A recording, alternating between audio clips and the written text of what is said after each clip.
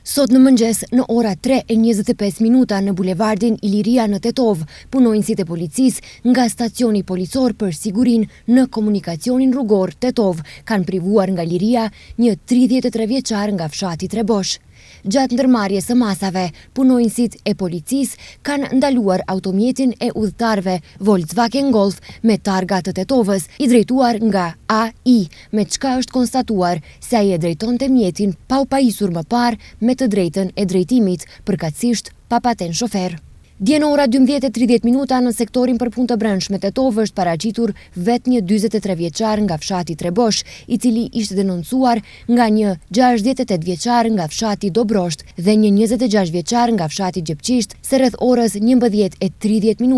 në një kazino në Tetov i ka sulmuar fizikisht. Dje në ora 15:55 në sektorin për punë të brendshme Tetov është denoncuar se në bulevardin Iliria në Tetov ka ndodhur një aksident komunikacioni midis automjetit të udhëtarëve Mercedes me targa të Tetovës, i drejtuar nga një 34 vjeçar nga fshati Qellopek dhe motocikletës Yamaha pa targa, e drejtuar nga një 27 vjeçar nga fshati Bërvenic. Në aksident lëndime të rënda trupore ka pësuar motociklisti, të konstatuara në spitalin klinik të Tetovës. Dje në ora 16:55 në sektorin për punë të brendshme Tetov, nga qendra urgjente Tetov është denoncuar se tek ata me lëndime është sjell personi 72 vjeçar nga Tetova. Sipas denoncimit, ai ka marrë lëndime gjatë kryerjes së punëve në shtëpinë e tij. Dje në ora 17 në sektorin për punë të brendshme Tetov, një 35 vjeçar nga fshati Kamjan ka denoncuar se në një shtëpi familjare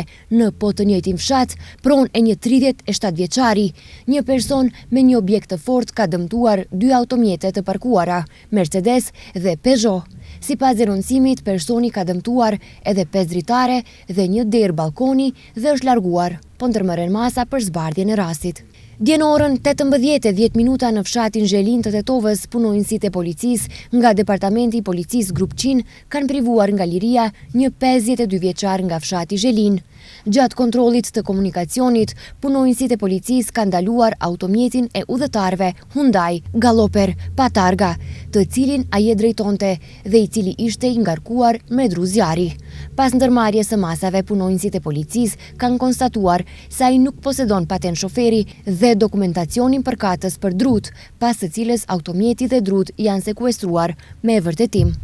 Dje në ora 23:30 në Gostivar, punonjësit e policisë nga Departamenti për punë të brendshme Gostivar kanë privuar nga liria një 44 vjeçare nga Gostivari, duke vepruar sipas një denoncimi paraprak se ajo ka sulmuar fizikisht nënën e saj, 67 vjeçare. Pas dokumentimit të plotë të rastit, do të dorëzohet kallëzim përkatës.